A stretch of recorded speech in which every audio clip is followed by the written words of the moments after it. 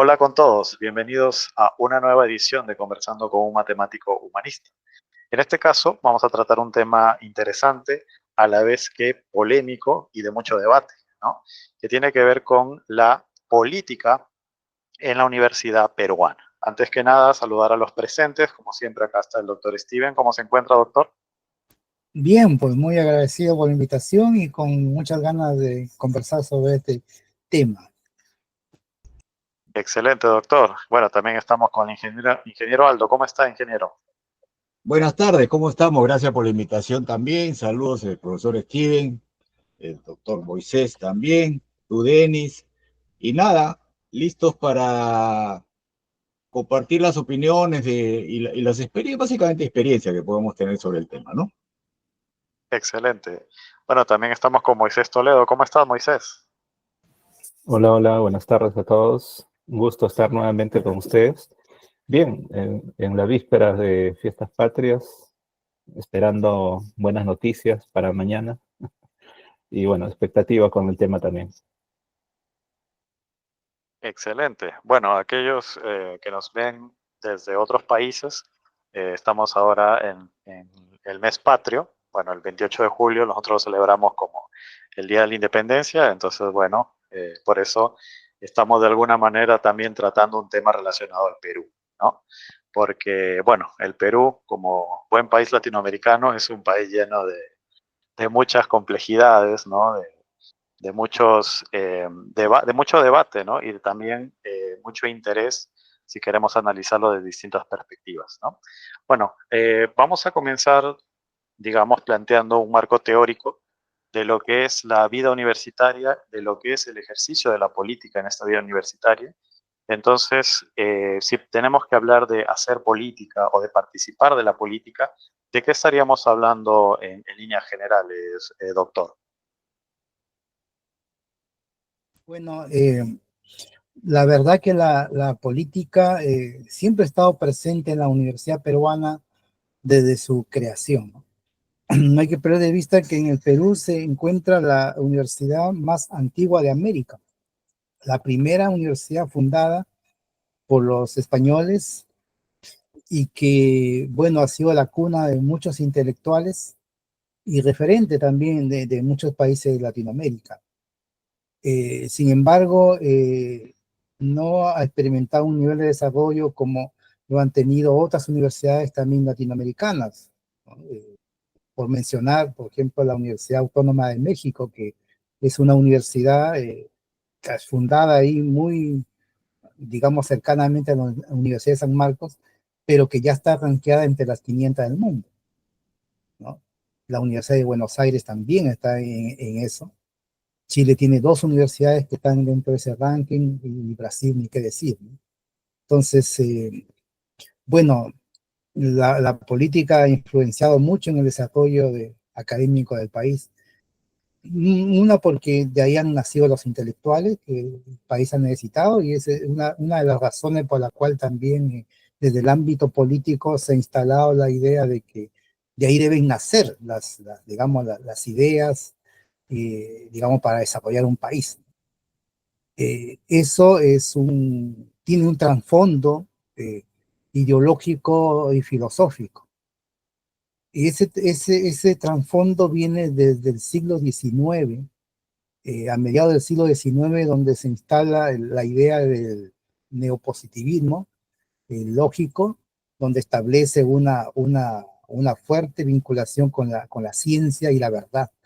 De tal manera que los países que han desarrollado esa mentalidad, Europa fundamentalmente, después Estados Unidos, se instaló también en México y en Brasil.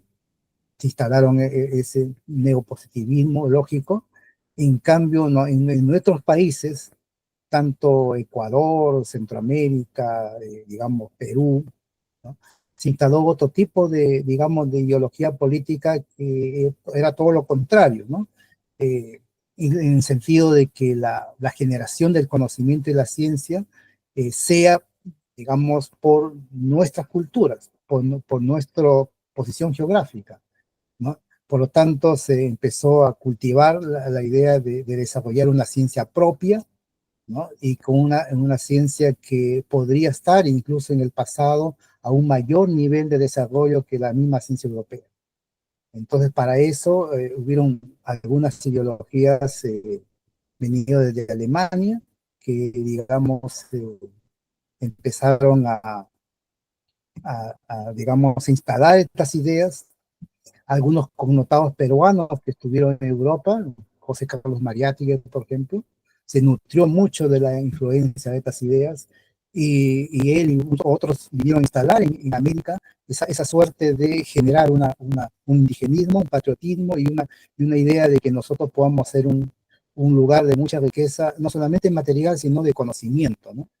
Nacía desde el pueblo, obviamente. Entonces, contrapuso todo a lo que es el positivismo lógico y bueno, eso ha sido las consecuencias que hemos tenido al instalar estas ideas, ¿no? Y con ello también se instaló la idea, miren, que venía de la Revolución Francesa, la idea de la autonomía universitaria, ¿no? De esta idea de que de la universidad nazcan los líderes que van a mejorar al país. Y eso no solamente en América, en Europa también. Eh, pero sucede que estaba hecho justamente con la idea de que los intelectuales, los realmente intelectuales estén en ese lugar, en la universidad. Pero eso no ha ocurrido en el transcurso del tiempo. Ha ocurrido que se han instalado personas que no son tan intelectuales, ¿no? Que son personas políticas que tienen otros intereses y cuando a esas personas usted le da autonomía, entonces tenemos la universidad que tenemos, ¿no? Le damos autonomía. Ese es el problema que hasta hoy día de hoy se discute, ¿no? La autonomía, pero no de intelectuales, son una autonomía que se ha generado ya hace muy buen tiempo de políticos. O sea, a ver, en eso yo quiero también hacer un paréntesis, ¿no? Porque la política, nosotros los seres humanos somos políticos en sí, ¿no? Desde el momento en que nos manejamos en la vida, las decisiones que tomamos, somos todos políticos. Pero sucede que la política ya, desde el punto de vista del gobierno, de la democracia, se requieren otras cualidades para obtener votos y poder y dinero. Son los tres elementos que busca un político, desde los inicios de las primeras civilizaciones en la Mesopotamia. Desde esa época ya esos intereses para tener poder, ¿no? Después vino la democracia con los votos y tener dinero, se necesitaba no solamente esas buenas intenciones de desarrollar un lugar, ¿no? Un país, sino también para obtener, digamos, votos, se necesitaba mentir. Se necesita decir a las personas lo que la gente quiere escuchar. Y por lo tanto, desde esa época y en todo el desarrollo de la humanidad, la política se ha ido teniendo esa característica, ¿no? Que yo ya no lo llamo política, yo le llamo politiquería en lo personal. Y en realidad son pocos los políticos. Uno podría decir, de acuerdo a su historia de vida, a la consistencia de su actuar, ¿no? Son pocas las personas. La gran mayoría, y eso es a nivel mundial, no es solamente Perú, hace politiquería para tener votos, para tener representación, tener poder y después tener dinero. Entonces, el Perú no ha estado excepto de eso, y encima diciendo de que, bueno, hay una autonomía universitaria, hay una autonomía, digamos, y que somos, bueno, en el caso peruano, ¿no? Se nos instaló la idea de venir de un gran imperio, un imperio comparado con los grandes imperios del mundo, ¿no? Imperio chino, imperio romano, etcétera. Entonces, comparado así, en nuestra historia está. Entonces, exacerban el patriotismo, el nacionalismo, y nos hacen cegar, nos ciegan de la realidad y cómo realmente el país está. Entonces, eso ha pasado en las universidades también, ¿no? Poco intelectual ha nacido, hay algunos, ¿no? Y eso no significa tampoco que el intelectual no pueda tener una preferencia política o estar en un partido político, ¿no? Eso no tiene nada que ver, ¿no? La universidad es estudiar, generar conocimiento y formar profesionales. Tiene específicamente sus funciones. Todo lo demás es, después de su horario laboral. Y el estudiante va a estudiar, si no le va a ir mal. Entonces, eso le pasó a muchos intelectuales de esa época, de los años 30, 40, justamente cuando se instaló esta idea.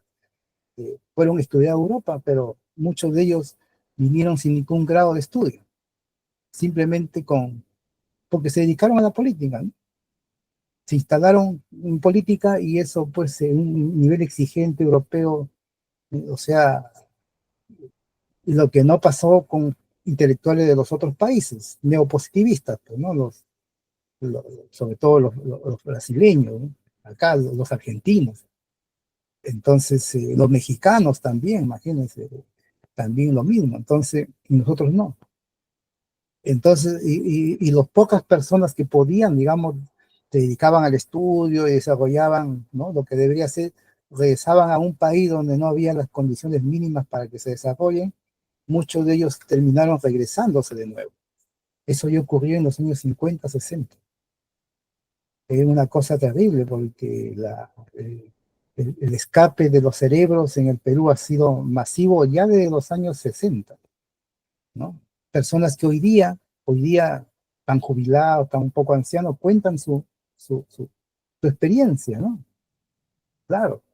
En el caso de matemática, por ejemplo, tenemos a varios que en esa época fueron a estudiar a la gran escuela francesa de la época con los grandes matemáticos y vinieron, se sacaron su doctorado con gente muy respetable entre la matemática, pero llegaron al Perú a buscar trabajo y acá en el Perú se instaló pues la idea de que hay que ser contratado y estar haciendo la cola por año de servicio, que es hasta ahora la misma idea, y sin ningún reconocimiento a sus estudios y por lo tanto pues se tuvieron que regresar de nuevo.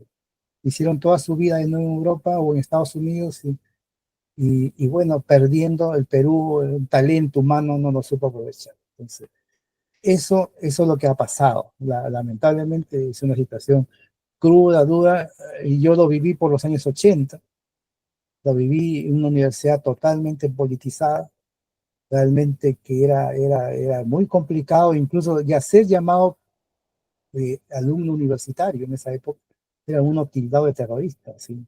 Definitivamente, sí, en esa época. Era muy difícil sustraerse de eso. Yo me dedicaba a estudiar, menos mal que no tuve esa inclinación, pero muchos de mis compañeros, las personas cercanas, muchos no terminaron y otros resultaron baleados por ahí por la policía, metidos digamos, en Sendero Luminoso. Profesores igual, profesores que después desaparecían porque estaban perseguidos por la justicia, que hacían apología directo al terrorismo en salas de clase. Entonces, pero eso se ha venido gestando años atrás. O sea, no fue en los 80, eso ya venía de los 70, ya el ingeniero Aldo nos podrá dar luces de ese tema, ya desde esa época ya venía gestándose la idea de cómo, digamos, hacer una revolución que permita, digamos, que del campo hacia la ciudad se generen las transformaciones que el país necesita, ¿no? Desde el punto de vista político. Pero la universidad, donde se debería estar los cerebros, la gente más intelectual, si se contamina con eso, no progresa. No progresa por el sensible hecho de que para el estudio y el conocimiento necesita una dedicación exclusiva prácticamente. No hay tiempo para dedicarse a la política. Cuando uno se dedica a la política, es todo ese tiempo valioso porque la política es absorbente igual.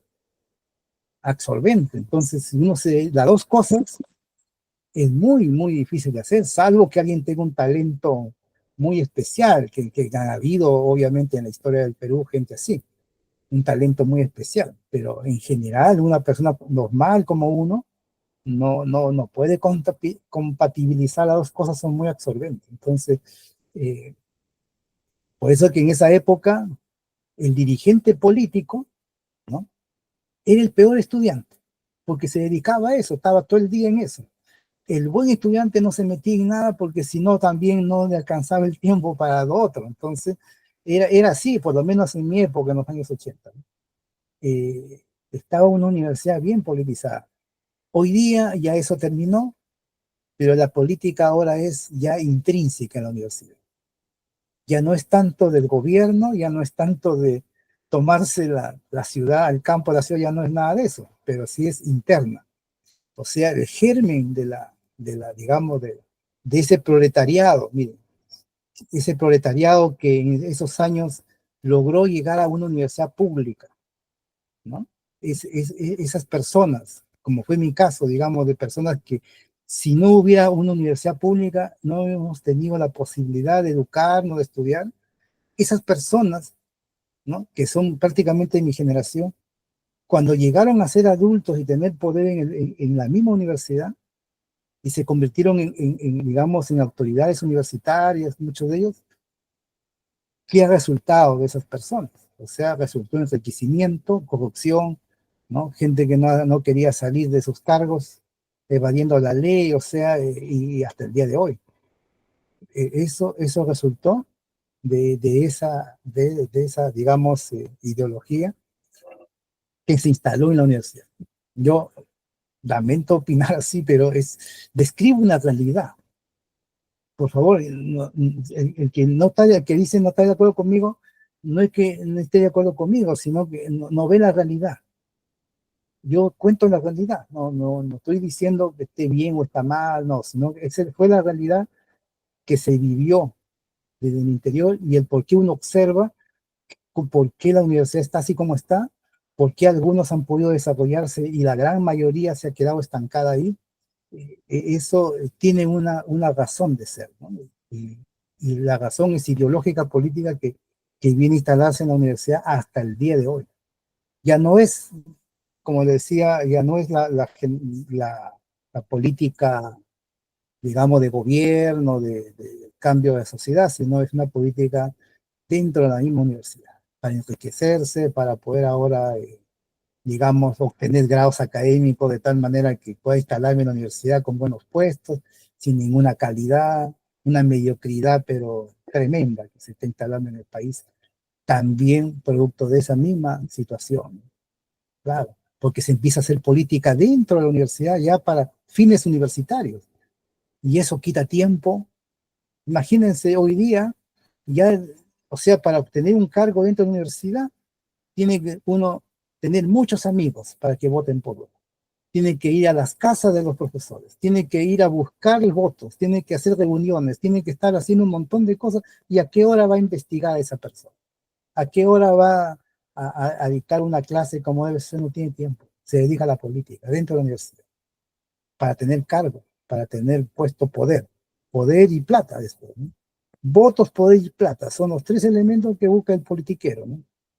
El politiquero, porque el político en sí no busca eso, pues. Más busca la trascendencia, yo creo, histórica. Un político no busca ni dinero ni poder, sino busca la trascendencia histórica, y eso escasea hoy día. No hay gente así, por lo menos visiblemente. Se ha destruido todo eso, espero por la culpa de la mala política. No sé, yo creo que me he extendido mucho, así que dejaré que los profesores también puedan comentar, ¿no? Está muy bien porque justamente como introducción al tema es establecer, por un lado, lo que muy bien ha explicado, el tema de la política, ¿no? O sea, cuál es la definición, el concepto detrás de esta palabra tan utilizada, ¿no? Y que a veces poco entendida, ¿no? Muchas veces confundida con la politiquería, ¿no? Se me viene a la mente un uso recurrente, por ejemplo, de la expresión, esta persona tiene experiencia política, ¿no? O sea, como si fuera una especie de gran, digamos, talento, gran atributo, cuando si a veces uno se pone a ver las experiencias de política que tiene esta persona, son más de politiquería que de política, ¿no? Eso no se pone a pensar, realmente el tener esa experiencia es algo positivo, algo que nosotros tenemos que valorar como positivo en el momento de votar, ¿no? Entonces, solamente por dar un ejemplo de lo que puede generar la confusión del término política, ¿no? Ahora, dado que ya estamos ahondando en la parte política, me parece que también podríamos ver el tema de la universidad, ¿no? O sea, a la par que, dado que el tema es la política en la universidad, me parece que otro concepto importante es el de la universidad, ¿no? Algo comentó el doctor respecto al rol que tiene la universidad, ¿no? El tema de formar tanto profesionales como ciudadanos para pues que la sociedad funcione, para que la sociedad se desarrolle, ¿no?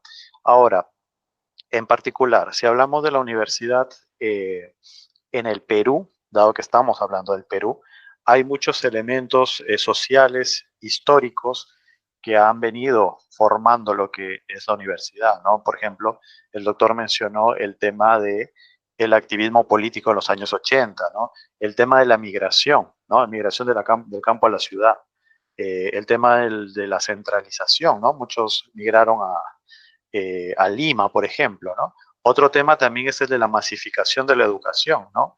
A medida que ha pasado el tiempo, por ejemplo, si nosotros nos ponemos a pensar, tal vez no hemos tenido abuelos que han recibido educación universitaria, pero sí padres o tíos, ¿no? Entonces hay como que una serie de elementos, de eventos que han venido, digamos, formando lo que es la universidad o lo que fue la universidad en distintos periodos de la historia del Perú, ¿no?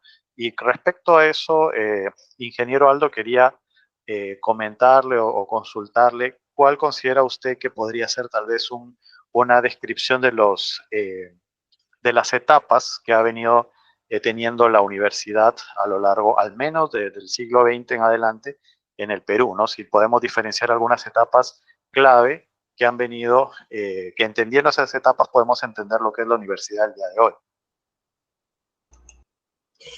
¿Qué tal? A ver, yo quisiera empezar primero siempre la parte piramidal, ¿no? O sea, el objetivo del ser humano. El objetivo del ser humano que va a ingresar a la universidad o como ser humano, como individuo que va a pertenecer a una sociedad natural, seguimos hablando de nuestro país, y para mí tiene algo principal, ¿no? Ética y segundo, un pensamiento crítico, que es lo que yo considero que eso debe haber en el estudiante.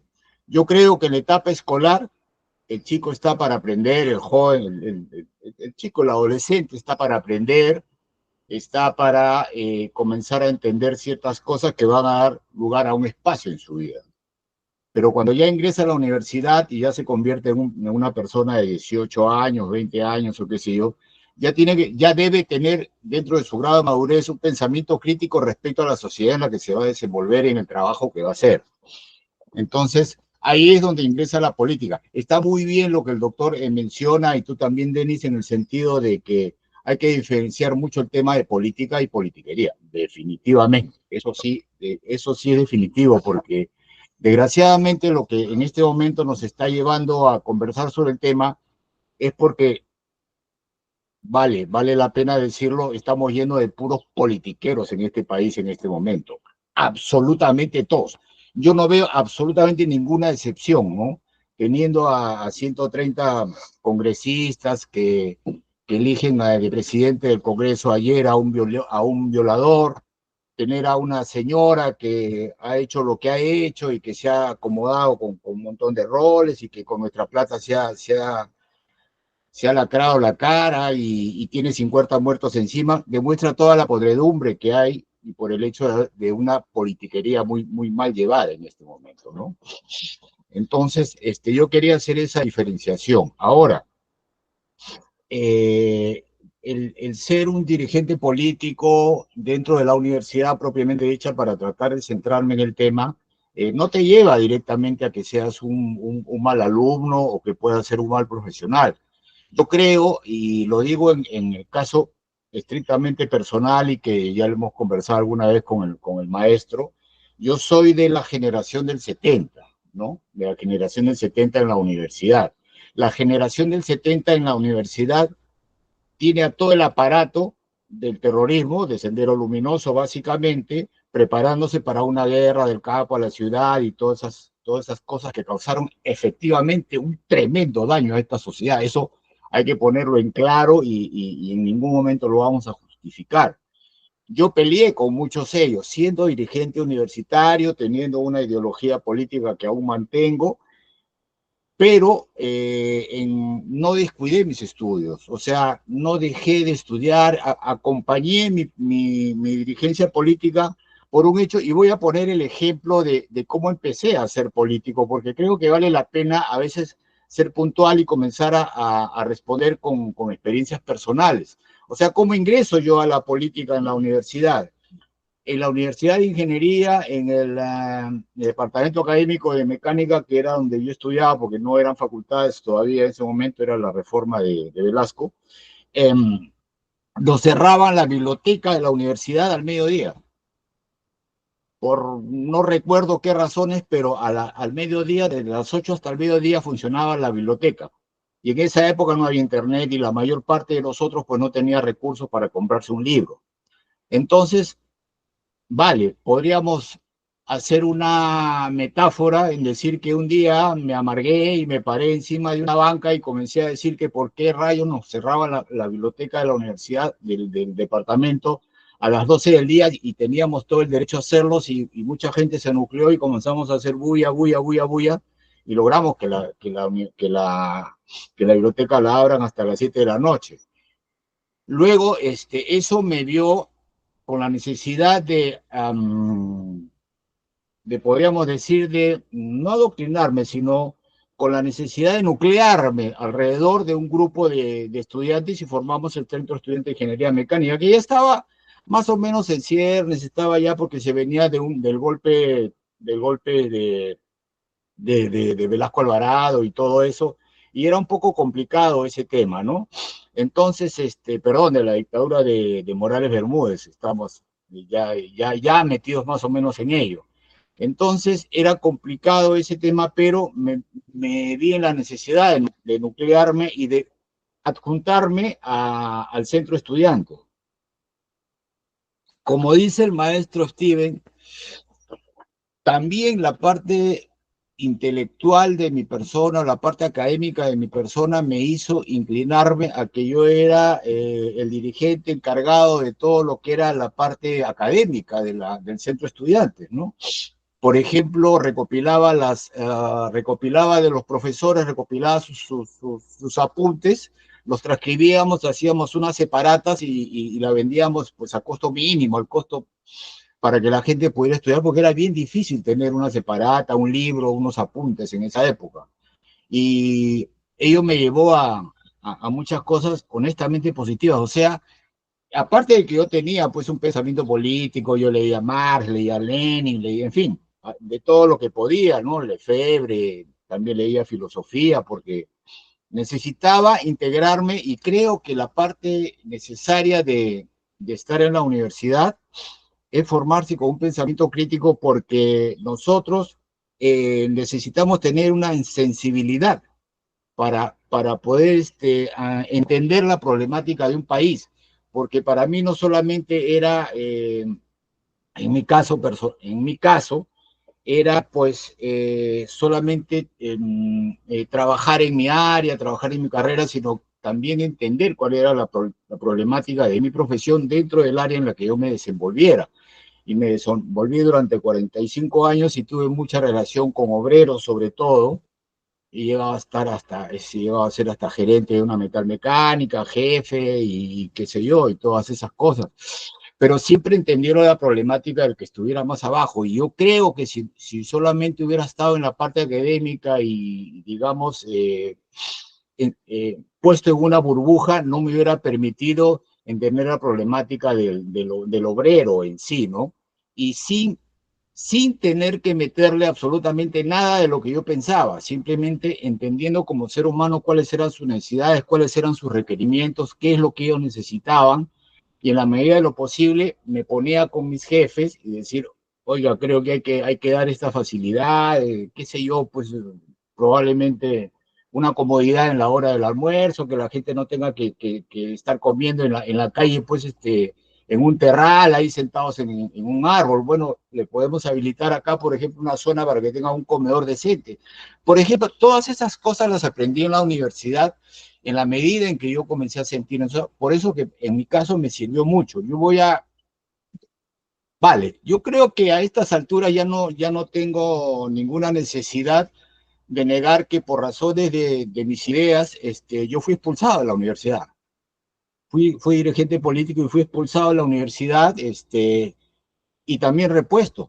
Y repuesto después de un año. Yo perdí un año en la universidad y no lo lamento ni lo lamenté nunca, porque me sirvió de mucho, ¿no? Que me golpearan por ser lo que me decían, pues me decían rojo, comunista, esto, que el otro, y que allá, y vale, ¿no? O sea, yo había tratado, siempre pensé en que estaba haciendo lo que quería hacer, como dice el profesor Steve, lo que uno quiere hacer, tiene que hacer. Eso creo que el profesor Steven, que trabaja en su área, él es feliz trabajando en su área y yo era feliz trabajando en la mía, ¿no? En hacer esa combinación académica con política, me sirvió de mucho, mucho, mucho. Entonces, entonces, un poquito para resumir el tema, yo creo de la necesidad de ser un elemento que esté enfrascado en la política dentro de la universidad, porque de allí salen. Claro, repito, ahora han salido los politiqueros y estamos como estamos porque hay muchos doctores, mafiosos, hay médicos, hay ingenieros, hay un montón de sujetos ahí que tienen probablemente un gran cartón, ¿no? Pero que vienen de una podredumbre. Pues, porque esta gente que está ahora durante 25 años no ha podido hacer lo que hicimos nosotros en los 70 y 80, que fuimos muy contestatarios, por lo menos ser muy contestatarios, y nos expusimos a muchas cosas con ello. Y soy feliz por haberlo hecho, honestamente. O sea, yo no lamento en absoluto para nada. Yo me siento bien y lo sigo haciendo. Sigo haciendo un trabajo académico con los chicos y todo, porque eso es, ¿no? Un tío que realmente yo me lo he jugado por este país. El profesor Steve conoce mi historia. Yo me lo he jugado por este país y reafirmo mi posición de que la política de la universidad tiene que hacerse de todas maneras y precisamente para que la universidad no sea un papá de políticos corruptos como esto, sino que la universidad deba formar realmente al dirigente político académico a su vez o profesional, ¿no? Académico profesional, no sé, profesor, si es una redundancia ello, pero académico creo que sí, por el afán o sea, que una persona puede ser un dirigente político y ser un investigador académico, por cierto que sí, o un profesional, por cierto que sí. Eso para mí llena un vaso grande, llena el vaso grande de la cual soy responsable y razón por la cual creo estar en este mundo, ¿no? Yo honestamente sí me hubiera sentido un poquito mal si me hubiera eh, eh, solamente propuesto ser un profesional o un ingeniero nada más y sin entender qué es lo que había alrededor y con el medio en el que conviví. Son 45 años en el que conviví durante tanto tiempo con mucha gente fuera del país, inclusive he tenido la oportunidad y dentro del país y en la sierra hasta en la selva y todo. Y, y sí, me siento satisfecho por la labor que hice, ¿no? Entonces yo creo que es muy importante hacer política en la universidad, hacer sentir a los gobernantes la necesidad de que siendo nosotros dentro de la universidad haciendo política, tenemos cómo responder frente a los excesos que puede cometer un Estado, ¿no? Entonces, por ahí iba mi primera opinión, ¿no? Gracias. Gracias a usted, ingeniero. Realmente es un complemento bastante bueno de la concepción y la definición que tenemos de la vida universitaria y la política en la vida universitaria en particular, ¿no? Ahora, hay un elemento que dijo el ingeniero que me parece que es muy cierto, el tema de la politiquería en la universidad. Es cierto que ese no es nuestro tema, estamos hablando de política en la universidad, pero creo que es importante hacer la diferencia para entender lo que es la política de la universidad, ¿no? Diferenciándolo de la politiquería, podemos realmente o decir qué es la política en la universidad, ¿no? A manera de contraste para encontrar una definición común. Entonces, hablemos de la politiquería en la universidad, ¿no? Porque no es un misterio para nadie que tiene una muy mala imagen el hecho de hacer política en la universidad para muchos, ¿no? Porque lo relacionan con la politiquería en la nación, en el Estado, en las instituciones y demás, ¿no? E incluso en las organizaciones sociales, ¿no?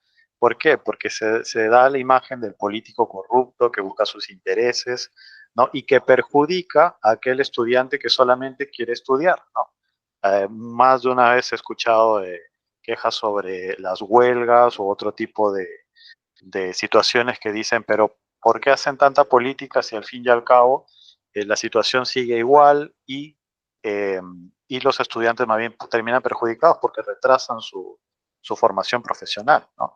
Entonces, sobre este punto, ojo que no estoy diciendo que eso sea verdad ni cosa por el estilo, sino que son cosas que se escuchan relacionados, sobre todo a las universidades estatales. Incluso eso ya se vuelve hasta una herramienta de marketing para las universidades privadas, ¿no? Como diciendo, si tú estás en una universidad privada, olvídate las huelgas, ¿no? Solamente vas a estudiar y listo. Pero yo creo que esa confusión que genera la politiquería con la política hace que mucha gente no se quiera meter en política, ¿no? Y lo cual, como dijo el ingeniero, termina favoreciendo a las clases políticas porque hace permanecer el status quo, ¿no? Entonces, sobre este punto, a Moisés quisiera preguntarle qué tan arraigada está esta visión negativa de la política y por ende qué tan, digamos, presente está la politiquería en las distintas instituciones de la universidad y relacionadas a la universidad. Al menos desde tu experiencia, ¿qué, digamos, experiencias has tenido relacionadas a ese tema? Bueno, para muestra un botón, como dicen, en un libro publicado por la editorial de la Universidad Católica, el editor fue Luis Pázara, que es un doctor en Derecho de la misma Universidad Católica. El libro se titula ¿Por qué no vivir en el Perú? Ese es el título del libro. Y en una de sus páginas hay diversas secciones de testimonios de diferentes académicos, entre ellos está el de César Camacho, un conocido matemático peruano. Y en la página número 343 del libro hay un párrafo que narra lo siguiente, dice: César Camacho cuenta una experiencia equivalente. Mientras hacía el doctorado en matemáticas en Estados Unidos, vine a Lima para pasar 3 meses en el IMUNI. El IMUNI es el Instituto de Matemática de la UNI. En cuyo proyecto yo estaba definitivamente incluido. Después de obtener el doctorado, integraría su cuadro de investigadores. Dicté allí un curso de geometría diferencial y por José Tola tomé conocimiento de los planes para el futuro del IMUNI y también de las oposiciones internas a la existencia del instituto. Por un lado, los ingenieros veían con desconfianza la presencia de matemáticos en una escuela de ingenieros. Recuerdo que Tola me decía que algunos se oponían a que se dictase un curso de álgebra lineal, materia fundamental para la ingeniería, pero desconocida por los ingenieros de esa época. Por otro lado, los alumnos desconfiaban de la influencia extranjera. ¿Por qué los gringos habrían donado una biblioteca? Finalmente, aprovechando la adaptación a la ley universitaria de 1970, el instituto fue cerrado y la biblioteca donada por la Fundación Ford fue incorporada a la Biblioteca Central y cerrada bajo candado. Camacho concluye: en el Perú no había perspectivas para la investigación en matemáticas. Estamos hablando de una época en donde nos remontamos a un gobierno con un tono diferente al que vivimos en estos últimos 10, 15 años, y definitivamente ya había una férrea oposición a que el avance académico se dé desde todas las aristas posibles, ¿no? Es decir, el financiamiento podría ser como tal a través del mismo Estado, podría ser a través de entes internacionales, como lo era en este caso la Fundación Ford, pero la gran diferencia es que ese recurso pueda ser aprovechado en bien de que un área en particular pueda avanzar, pero lo mismo podría haber sucedido con cualquier otra área del conocimiento también, ¿no? Entonces, siendo así, se ha autorrestringido, porque si hay oposición en el contexto estudiantil, no habiendo un marco político directo, implica ya más un estado de conciencia, es decir, un estado de pensamiento que a pesar de estar en un claustro académico, no se liberan totalmente de ese contexto. Entonces, siendo así, no es tanto así la política constituida a ese momento, sino es la condición del pensamiento del conjunto de seres humanos que constituyen ese espacio educativo, ¿no? Entonces, tiene que haber una manera clara de pensar fuera del contexto y entender de que hay un avance común que tenemos que tener todos, porque finalmente es una sola institución la que se hace de los créditos cuando alguien obtiene algún reconocimiento, obtiene algún logro, algún tipo de contribución notable. Es la institución la que recibe esas condecoraciones como tal y reconocimiento, pero mucho se lucha para llegar a ese tipo de resultados, ¿no? Entonces, esta es una muestra de que pudiendo haberse logrado lo que tenía que haberse logrado en su momento, teniendo esos profesionales que tenían la posibilidad de retornar al IMUNI, no se dio, no se dio. O sea, la oportunidad estaba a la mano, pero se cerraron las puertas unos a otros. Y ya no es directamente por una política, ¿no? Sino simplemente por una condición del pensamiento. Realmente muy interesante, muy interesante. De ahí nos pasas, por favor, el nombre completo del libro para ponerlo en la descripción del video, porque creo que a muchos les va a gustar enormemente revisar esas experiencias de personas pues que han visto, ¿no? Esa situación que, como bien señala Moisés, que viene ya desde décadas anteriores, ¿no? Y respecto a eso, porque ya hemos de alguna manera delimitado o definido algunos síntomas de la politiquería, ¿no? Digamos, y todas estas consecuencias negativas, pero si tenemos que ver el tema de las causas, ¿no? Si tratamos de entender la historia de la universidad, para poder entender mejor el presente de la universidad, se me viene a la mente lo que dijo el doctor respecto al neopositivismo, ¿no? Que en algunas, digamos, tradiciones universitarias fue mucho más presente que en el caso de Perú. Entonces, me queda la duda, ¿por qué? O sea, ¿por qué, por ejemplo, se tuvo tanto éxito en ¿no? en otros países y tal vez en el Perú no tanto, sino más bien caló otro tipo de ideología, ¿no? Tiene que ver con una situación social, con algunos antecedentes históricos, tiene que ver tal vez con alguna ideología externa, alguna influencia externa.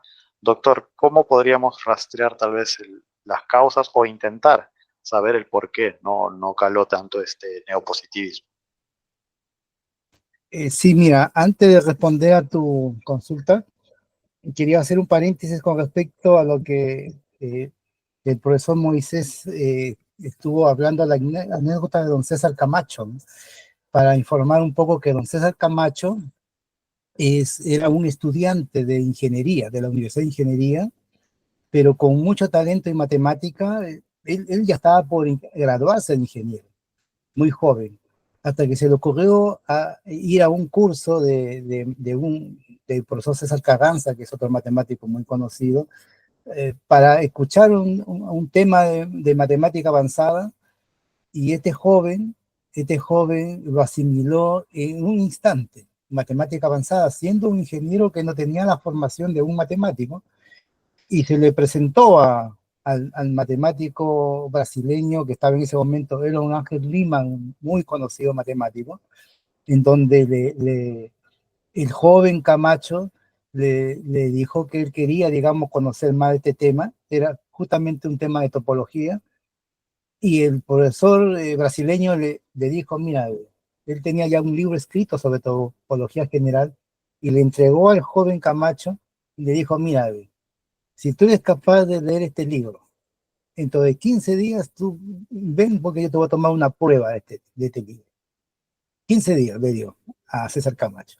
César Camacho se fue con el libro y regresó, y le hizo las preguntas, todo el matemático de Ángel Lima, y resultó que el hombre había entendido no solamente todo el libro, sino había resuelto los problemas, un hombre con talento, ¿no? Y inmediatamente se lo llevó a Brasil. En Brasil, de ahí, de hacer un par de cursos en Brasil, se fue a la Universidad de Berkeley a terminar su doctorado en matemática. Y claro, al regresar sucedió esta anécdota que cuenta él mismo, ¿no? Y que yo también he contado de varios otros que le pasó lo mismo, de llegar con su doctorado o viendo una persona talentosa, encontró que en el Perú no había las condiciones mínimas. Él se regresó a Brasil y para dar muestra de un botón de la importancia que ha tenido este matemático peruano en el Brasil. Él logró ser presidente de la Sociedad Matemática Brasileña por mucho tiempo. Y esa persona logró convenios con Perú, de tal manera de becar a muchos estudiantes peruanos hacia Brasil por intermedio de él. Es un matemático muy conocido a nivel mundial, César Camacho. Ya vive, digamos, en Brasil hace mucho tiempo, pero es de origen peruano, cusqueño justamente. Entonces eso de ahí muestra de un ejemplo simplemente de que el talento peruano se está yendo del país hace mucho tiempo. No es solamente hoy día se va mucho más gente. Yo creo que hoy día la comunicación ha hecho de que cualquier joven tenga acceso a la información del mundo, ya se está yendo mucha gente. En esa época había que tener el talento como tenía este señor para tener esa suerte, digamos, de que alguien rescate ese talento, se lo lleve. Y si no, pues don César Camacho hubiese sido un ingeniero más, ¿no? Que de repente no hubiese destacado tanto porque su vocación era la matemática, simplemente eso, ¿no? Su talento estaba ahí y lo ha logrado ser una persona totalmente respetable en el mundo en realidad. Es un matemático de los más valiosos que ha tenido el país, ¿no? Con respecto a la pregunta, el por qué no hubo neopositivismo en el Perú, mire, aquí la ideología política ha influenciado muchísimo, eso es lo que yo conté al inicio de esta presentación, ¿no? Son dos cosas distintas. A ver, esto ya nace ya en el siglo, incluso en el siglo XVII, XVIII, con el idealismo alemán de Hegel. Es una ideología donde se relativiza una serie de elementos filosóficos y él es el primero que habla sobre la lucha entre el esclavo y el amo, lo que Karl Marx después interpretó entre el opresor, el empresario, el capitalista y el obrero, el trabajador. Entonces, esa idea, digamos, está contrapuesta completamente de esa época en el otro grupo de personas que no pensaban de manera ideal las cosas, en idealismo, sino de manera más concreta y en el desarrollo concreto de las sociedades a través de la ciencia. Son dos ideologías contrapuestas. Entonces, es estar con una o estar con el otro. O estar, digamos, en esa lucha y en esa pugna entre el pobre y el rico, que es lo que trae la ideología que Mariátegui que trajo al Perú después de estar en Europa y que la que finalmente se instaló en la sociedad peruana y en las universidades peruanas, versus la otra ideología que hablaba sobre la ciencia y sobre que, digamos, nadie elige dónde nacer. O sea, otra ideología distinta. Aquí es el conocimiento, la verdad, lo primero, y por lo tanto hay que impulsar la ciencia de venga donde venga, ¿no? No interesa la patria, no interesa sino de donde venga. Y esta es la ideología que optó Estados Unidos, optó un poco México también, a pesar que también tuvo acto indigenismo México, pero en la parte académica fue bastante más influenciada por el neopositivismo, por la cercanía de a Europa y Estados Unidos que ha tenido México, ¿no? Nosotros no hemos tenido esa suerte, ¿no? Entonces, no se ha podido instalar en la universidad peruana desde esa época, años 20, 30 del siglo pasado, 40, ya imagínense, ya 50, 60, ya estaba totalmente instalada la ideología del indigenismo, del patriotismo y de toda esta ideología que nos hacía a nosotros ser parte de una cultura, así entre comillas, superior respecto al resto, incluso al europeo. Un rechazo incluso a la cultura europea, eso lo observo hasta hoy día, ¿no? Mucha gente rechaza, sin embargo, cuando van a hacer sus posgrados, van a Estados Unidos o a Francia, a Alemania, países que les interesan los estudios de América, ¿no? A veces uno observa algo increíble, ¿no? Rechazan, ¿no? El europocentrismo le llaman ellos.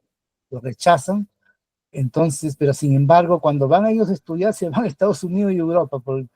Eh, yo lamento cuando escucho ese tipo de cosas, pero esa es la razón, ¿no? Esa es la razón que nosotros no hemos estado en esa parada. En cambio, Brasil, después Argentina también, o sea, igual. Eso no quita de que la persona tenga una orientación política. Por ejemplo, los argentinos tienen una marcada orientación izquierdista, sin embargo, son muy buenos matemáticos, ¿no? O sea, eso no quita en absoluto, ¿no? Pero son escasos, sí. La gran mayoría de personas necesitamos disciplina de trabajo. No nos alcanza el tiempo para las cosas, o sea, la gran mayoría, ¿no? Yo saco afuera a gente con talento, ¿no? Y en la historia hemos tenido, por ejemplo, a Evaristo Galois, era un revolucionario matemático, pero hizo aportes trascendentes al álgebra abstracta. Ese hombre yo lo saco de como una persona normal, ya, ¿no?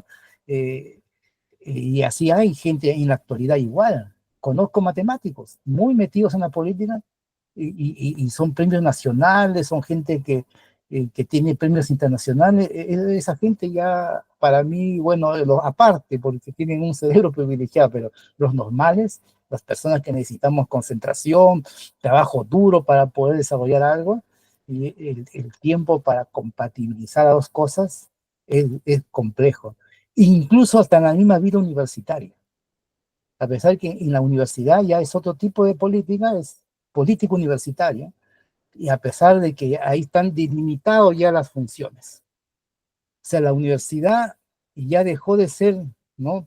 Por lo menos por acá y en muchos países ya el ente, digamos, de que ahí nacen los políticos para desarrollar el país, sino simplemente formación profesional, investigación, ¿no? Y vinculación con el medio, que es la forma de comunicar el conocimiento a la sociedad.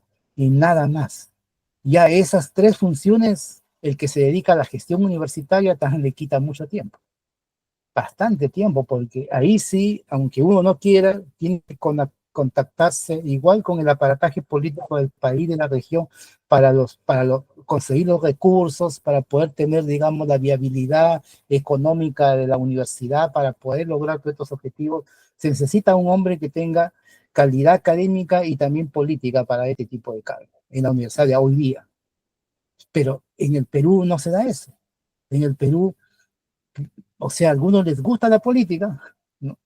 Pero calidad académica yo veo muy escasa, y están en los más altos cargos, ¿no?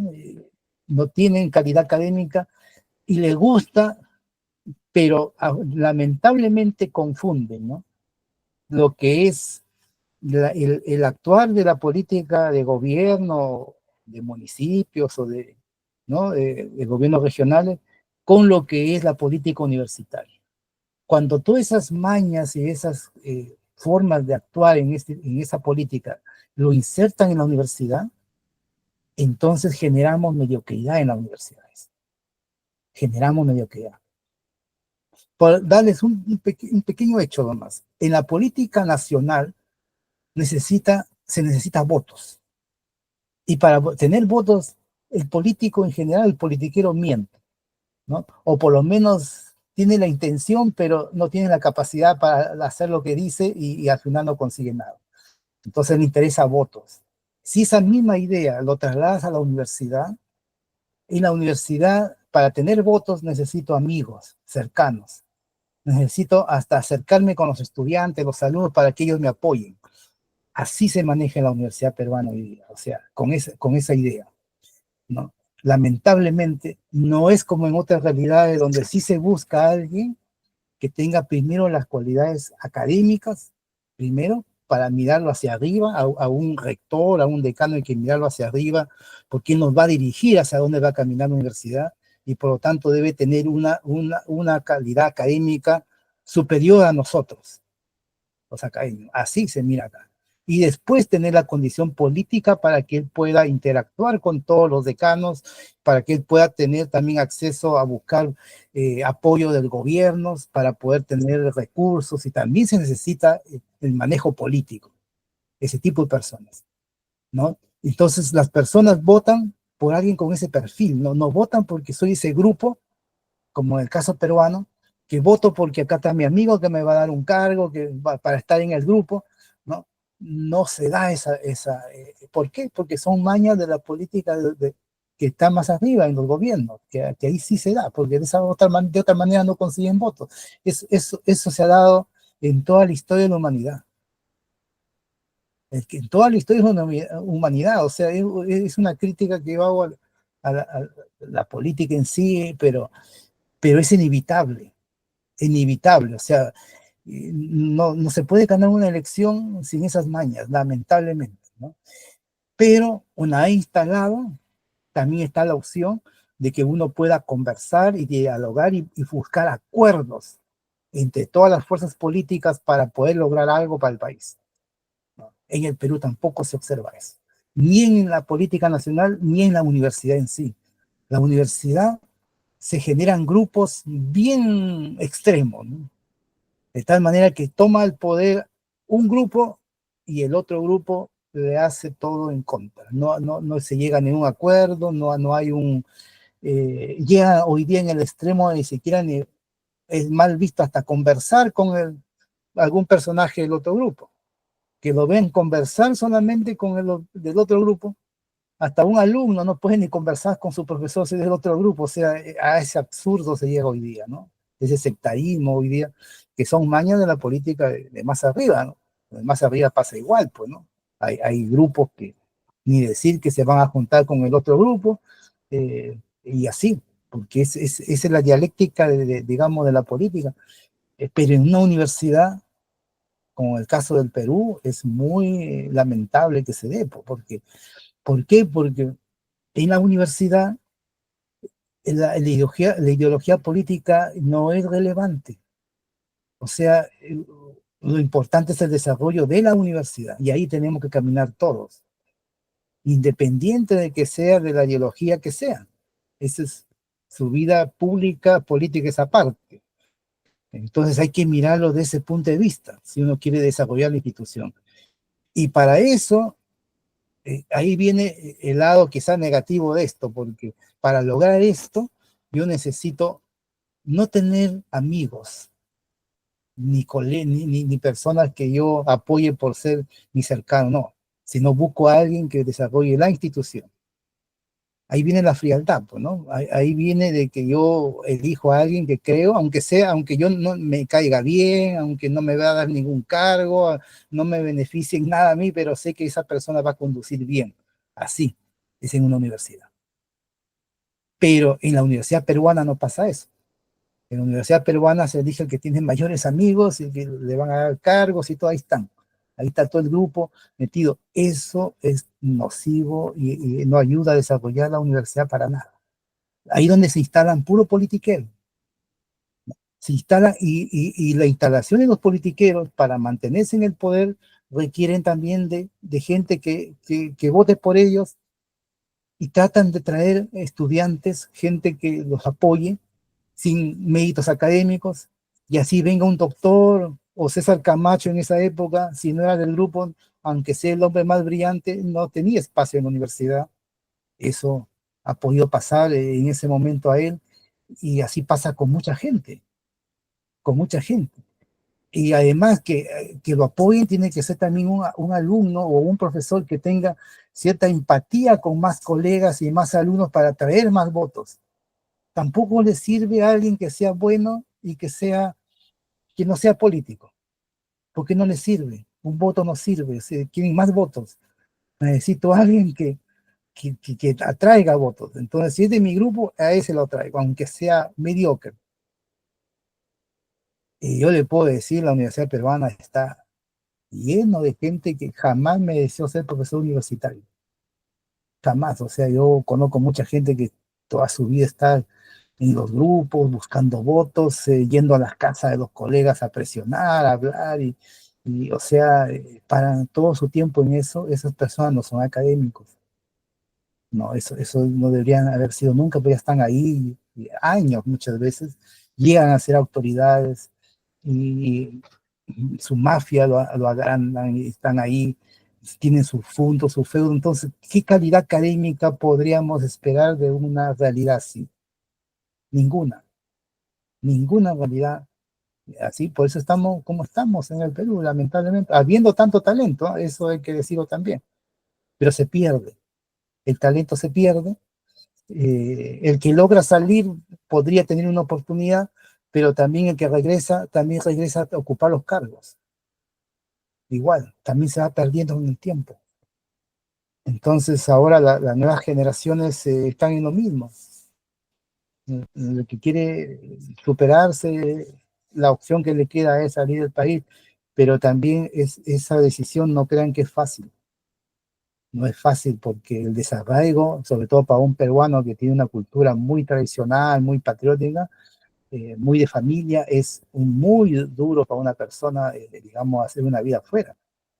Y si lo haces por amor a la ciencia o al conocimiento que él quiere desarrollar, más que por su persona, ¿no? ¿No? Eso es otra cosa que no es fácil, porque también, y eso también hay que decirlo, ¿no? Con todo esto que sucede en el Perú, en sus universidades y en la política en general, no somos bien vistos fuera del país, como una cultura académica, como que somos prestigiosos, no somos. Entonces, toda persona que cruza la frontera peruana va a tener que validarse con su propio esfuerzo, trabajo, su capacidad, y eso demora un poco. No es inmediato, hay mucha desconfianza, porque, eh, es así, lamentablemente, ¿no? Pero una vez que se demuestra capacidad y compromiso y todo, las cosas cambian, sí, pero eso demora su tiempo, ¿no? Eso yo lo entiendo, porque todas las noticias que vienen desde Perú, de la Universidad Peruana, hoy día que está en las redes, todo el mundo se entera, es lamentable, lamentable porque hasta los problemas internos de cada institución se salen a la luz. O sea, hay cosas, miren, en una universidad que son cosas internas. Usted no ha visto en una universidad del resto del país que traslade sus cosas internas, su problemática, ¿no? Todo en las redes sociales. Ese profesor es despedido inmediatamente. Está generando una mala imagen para la institución, ¿no? Así es acá, por lo menos.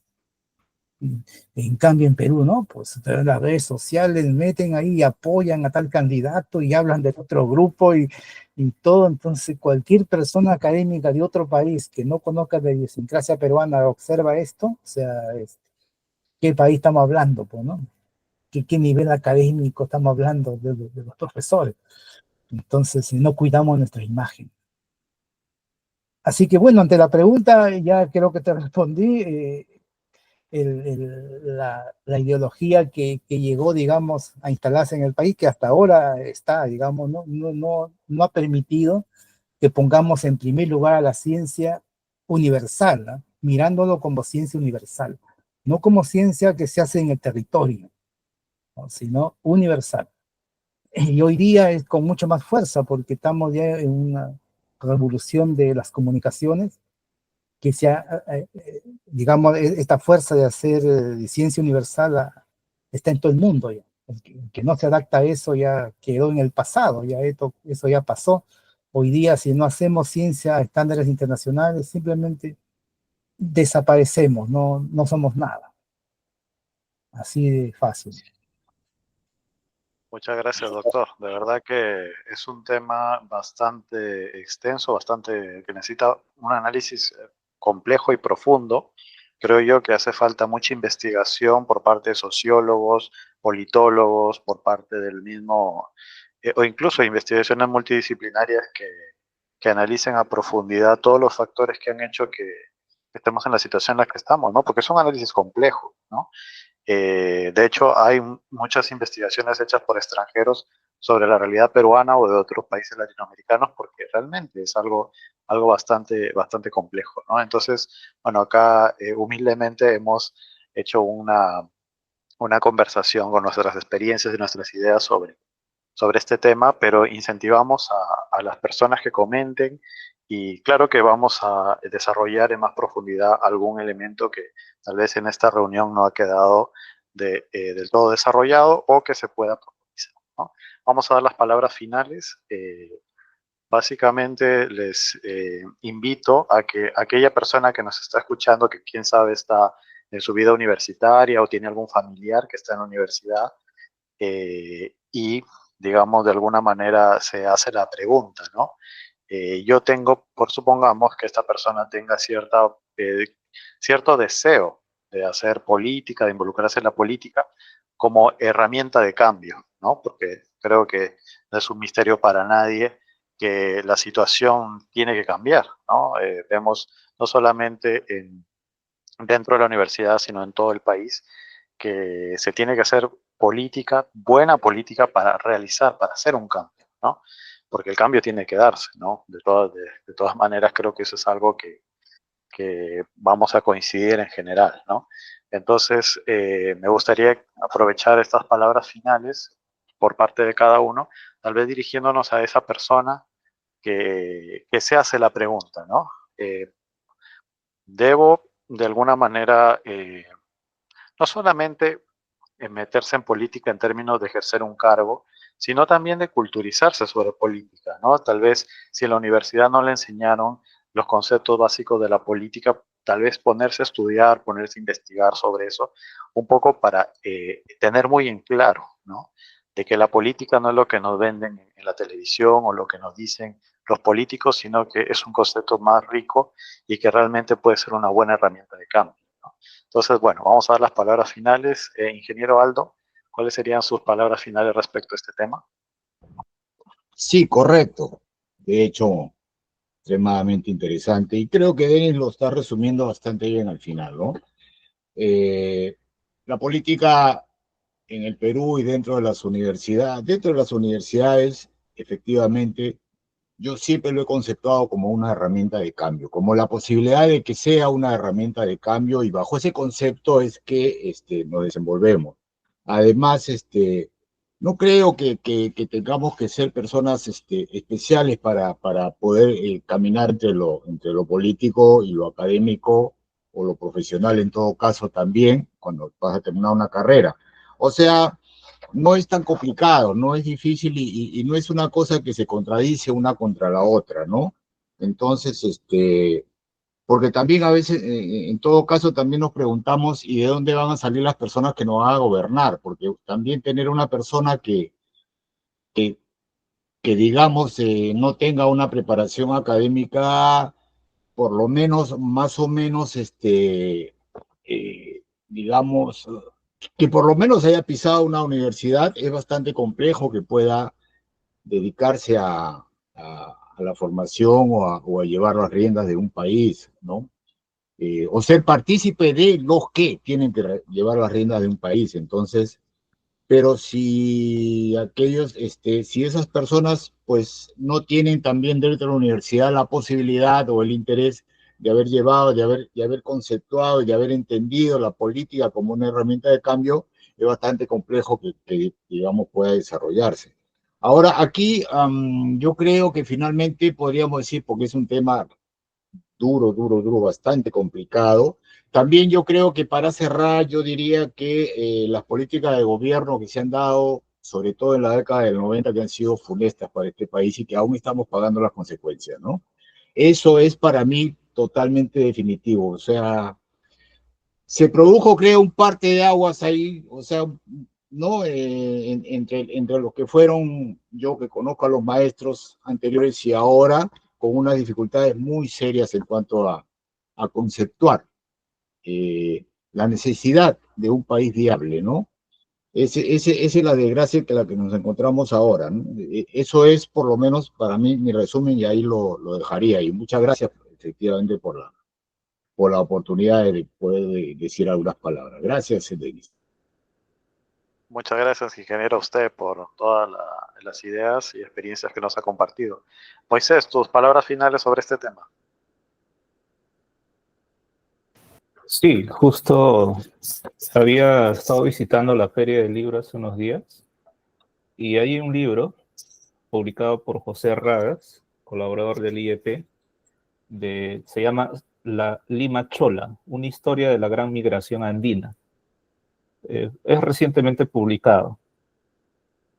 Voy a leer un párrafo que me llamó bastante la atención. Dice: Limachola, por lo tanto, utiliza la investigación histórica para cuestionar interpretaciones que distorsionan la comprensión de uno de los fenómenos sociales, culturales, económicos y políticos más importantes de nuestro pasado. Esta distorsión refuerza los estereotipos ya existentes e instala en el sentido común la percepción de que los migrantes como algo negativo, obstaculizando el reconocimiento de la diferencia y la contribución de diversos grupos sociales a la sociedad nacional. En la base de estas actitudes y estereotipos se encuentra un discurso que exacerba una nostalgia y ansiedad por la pérdida de una pretendida identidad limeña, pura, criolla y blanca, que nunca ha existido.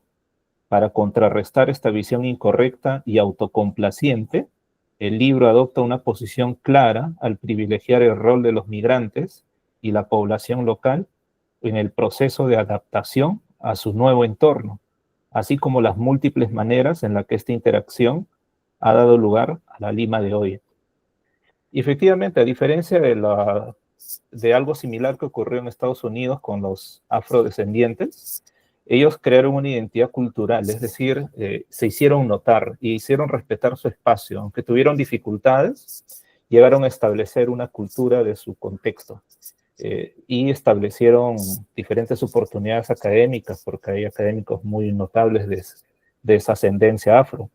Entonces, yo creo que esta lucha política dentro de nuestro contexto educativo se debe justamente a ese proceso de adaptación todavía, es decir, no han encontrado ese nicho adecuado a través del cual puedan hacer notar esa diferencia clara de que esa época, esas diferentes oleadas migratorias que hubieron en su momento, ya llegó a su fin, es decir, estamos homogenizados, somos una Lima distinta, no hay una Lima de castas ya, y necesitan reconocerse como tal, ¿no? Es decir, que estamos en un nuevo bloque generacional que implica ya no más lucha de ese contexto. O sea, no hay la opresión, el capataz sobre el obrero, ya no existe más eso. Podríamos haberlo dicho quizás en los inicios de 1900, donde salíamos de una oligarquía, pero ya no existe más eso. Entonces estamos en un contexto distinto y debemos aclarar históricamente que eso ha ocurrido en su momento, pero que debemos encontrar nuevos horizontes, ¿no? Entonces,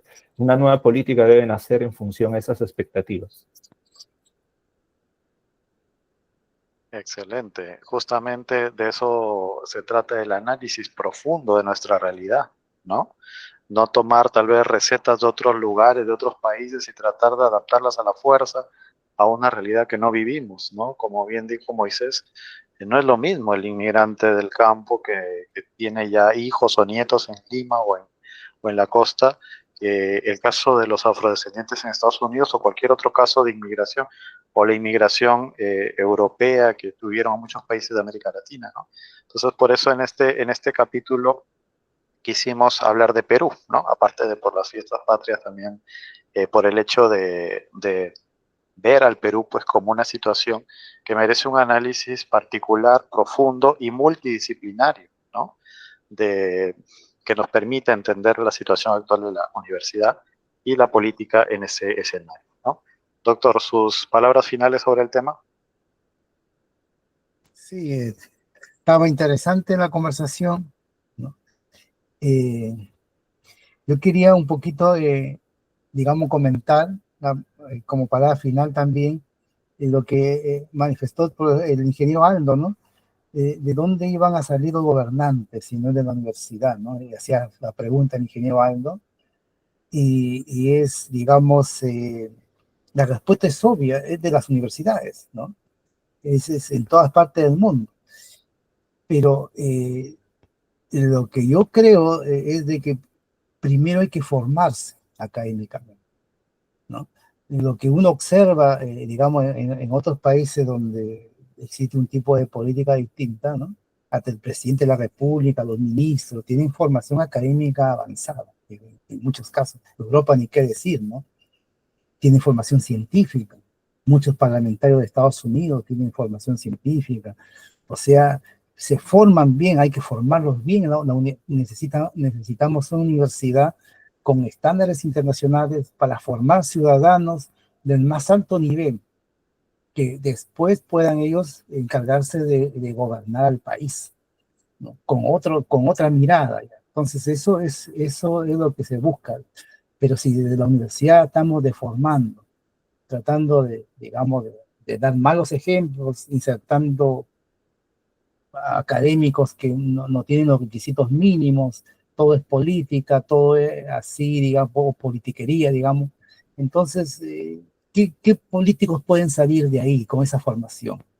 ¿No? Sin valores, sin principios, y lo tenemos hoy día, lo tenemos, muchos de ellos han pasado por la universidad, pero ¿por qué son corruptos?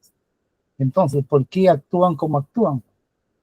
¿No? Entonces, o sea, este es un problema complejo, no es solamente también la universidad, esto viene desde mucho más atrás, ¿no?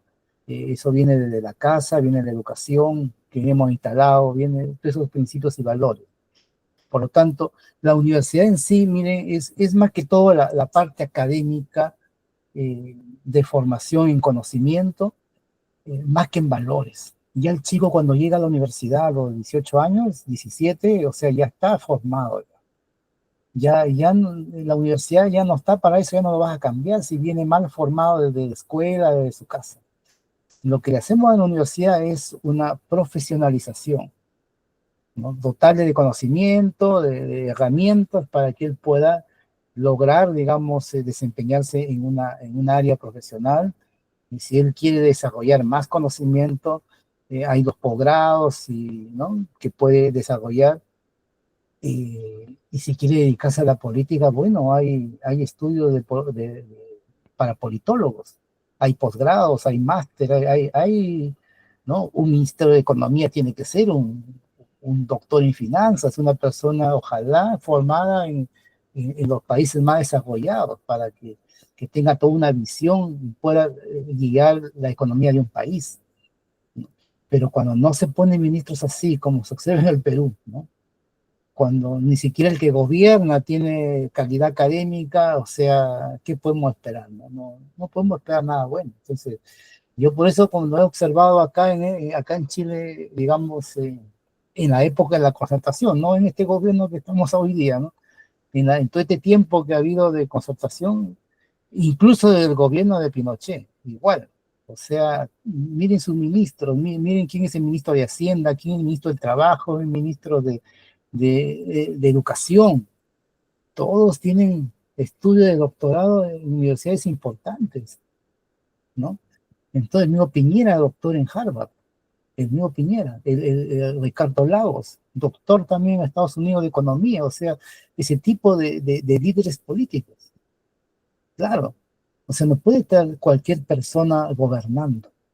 Esa es una cosa que ya nosotros, digamos, yo la lamento por el país, lo lamento. O sea, buscan a un ministro con perfil político, cuando ese es un requisito que hay que tener, pero previo a eso hay que tener la calidad académica primero para dedicarse a la política. Y sobre todo hoy día es, digamos, está todo bien globalizado, está bien estructurado. Si uno no tiene formación académica en economía, en política, en administración, en gestión, no tiene formación académica, poco va a ser en el Estado. Poco va a ser en el Estado. O sea, vamos a ir mal. O sea, ni siquiera las reuniones con otros pares vamos a desempeñarnos medianamente bien, porque nos va a faltar conocimiento, nos va a faltar experiencia, el bagaje, un montón de elementos. Y en el Perú hay gente con ese perfil académico, pero que jamás pues, serían ministros, ni serían presidentes, ni políticos. Y ustedes se preguntarán por qué. Entonces yo hago el siguiente análisis y con esto termino para la reflexión. La reflexión que hago es lo siguiente. En un Estado democrático, como el de nosotros y de la mayoría de países, nuestras autoridades son el reflejo de nuestro pueblo, de lo que somos como nación. O sea, cada autoridad que tenemos, un alcalde, un parlamentario, ¿no? Un ministro, un presidente, tiene que representar a algún sector de nuestra población, ¿no? Y tenemos no sé, pues un ministro en Argentina o un presidente en Argentina es prototipo un argentino, ¿no? En Chile también, cada país, ¿no? Y nosotros vamos a decir, ¿por qué tenemos la clase política que tenemos? Mirémonos nosotros cómo somos, como pueblo, como mayoría. No de esa élite intelectual pequeña que hay, sino la mayoría. Y ahí vamos a observar. Miren los vecinos, miren sus amigos, miren la familia, miren su entorno, y van a encontrar representantes de la clase política. Entonces, esta reflexión lo hago porque los cambios tienen que hacerse desde nosotros mismos, en primer lugar. Cuando nosotros mismos, como pueblo, como peruano, tengamos otra forma de pensar, otra forma de actuar, tengamos más valores, más principios, de hecho que de ese pueblo van a salir representantes mejores preparados, con valores, con principios, porque esa persona va a ser representante de nosotros, elegido entre todos nosotros, el grupo. Mientras nosotros no cambiemos, nosotros, ¿no? Ojalá todo el país cambie desde pequeño, la educación cambie, con valores, con principios, con honestidad.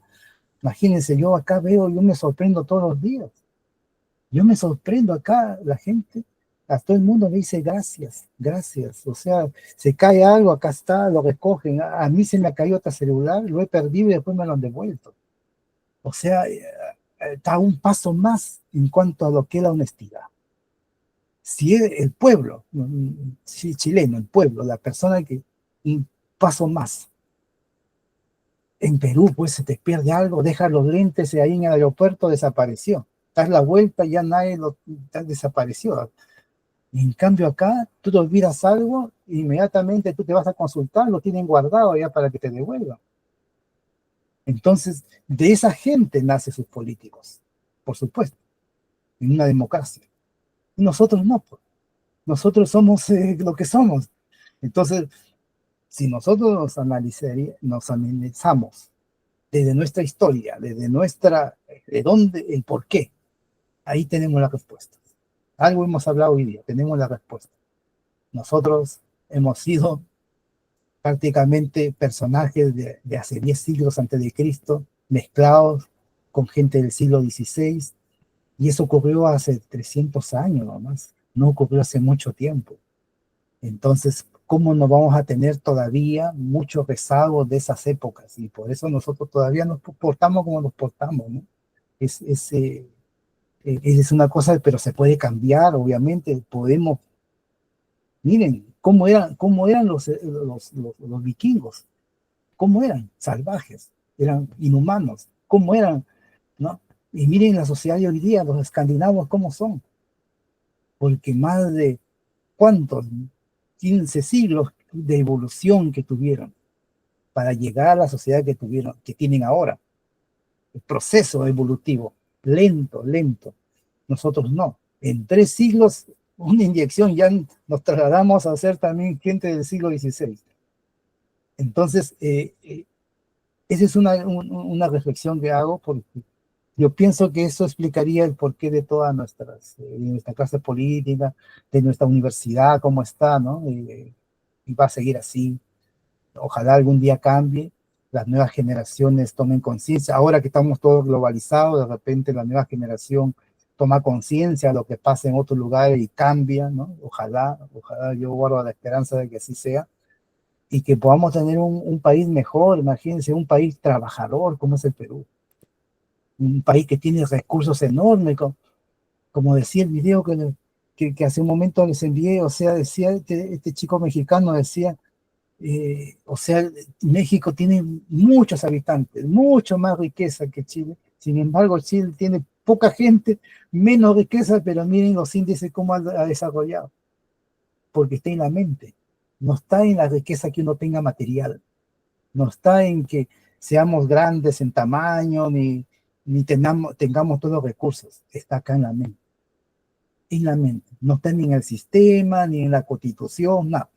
Está en la mente de cada uno de nosotros. Si nosotros tuviéramos una mente distinta, preparada, educada, que viene de la escuela, después de la universidad, fuéramos otra realidad. O sea, tenemos acá el potencial. Imagínense, todo extranjero llega a Perú, se admira cómo trabajamos los peruanos. Si tuviéramos un grado de honestidad, esto fuera Japón acá, de desarrollo tecnológico.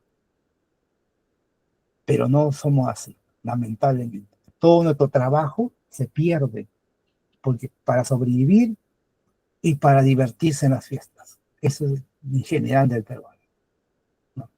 En los lugares más humildes se ve una pompa para festejar. Matrimonios, cumpleaños, cantidad de dinero se gasta, ¿no? ¿De dónde viene esa idea, esas costumbres? Ya les expliqué. Nacionalismo, indigenismo de los años 20 del siglo pasado. Ahí están todas las respuestas de cómo nos hemos hoy día arraigado costumbres que nos empobrecen económica y mentalmente. Así que esa reflexión les dejo y esperamos que, bueno, las nuevas generaciones sean mejores que nosotros, pues. Gracias por la invitación, estoy muy contento, así que hasta la próxima será. Un abrazo, ingeniero Aldo, Moisés, un abrazo, Denis también, un abrazo, y ya sale para adelante, vamos, ¿no? Muchas gracias, doctor. Una excelente reflexión para estas fiestas, ¿no? Pensemos, ¿no? Cómo somos, como en nuestro país, analicemos, ¿no? No dejemos de tener pensamiento crítico, como dice el ingeniero Aldo, ¿no? La universidad debe desarrollar el pensamiento crítico, ¿no? ¿Por qué no? Conversemos con gente de distintas nacionalidades, distintas profesiones, ¿no? Si eres ingeniero, lee algo de política, ¿no? Si eres político, lee algo de ciencias, ¿no? O sea, ¿por qué cerrarnos, no? ¿Por qué cerrarnos? Bueno, excelente reflexión y muchas gracias a todos por la participación. Bueno, agradecemos también a las personas que nos siguen. El último video que subimos ha tenido una gran repercusión. Bueno, de hecho ya es más una costumbre que tengamos esta excelente número de vistas. Esto demuestra que hay mucha gente que está interesada en esto, ¿no? En tratar de aprender, ¿no? Creo que el ser humano de por sí quiere aprender, que por más estructuras o política o filosofía que menosprecie la educación, la gente innatamente quiere aprender, mucha gente quiere aprender, y eso de verdad que da una esperanza y da digamos, un camino, ¿no? Gracias a todos. Recuerden, por favor, darle me gusta, suscribirse, compartir. Eso nos ayuda bastante a que estos videos se divulguen más. Y, ¿por qué no? Coméntenos, aquellos que nos ven de otros países, sus experiencias en sus respectivos países, ¿no? Si por ahí escucharon tal vez algo muy similar a lo que ustedes ven en sus respectivos países o tal vez sus propias experiencias, ¿no? Estamos más que contentos de recibirlos. Recuerden que es una comunidad abierta. Si desean participar de nuestras conversaciones, simplemente pónganse en contacto con nosotros y hacemos una charla amena y diversa y sobre todo una gran llamada a la reflexión como se ha hecho el día de hoy. Muchas gracias y espero que la pasen muy bien. Hasta luego.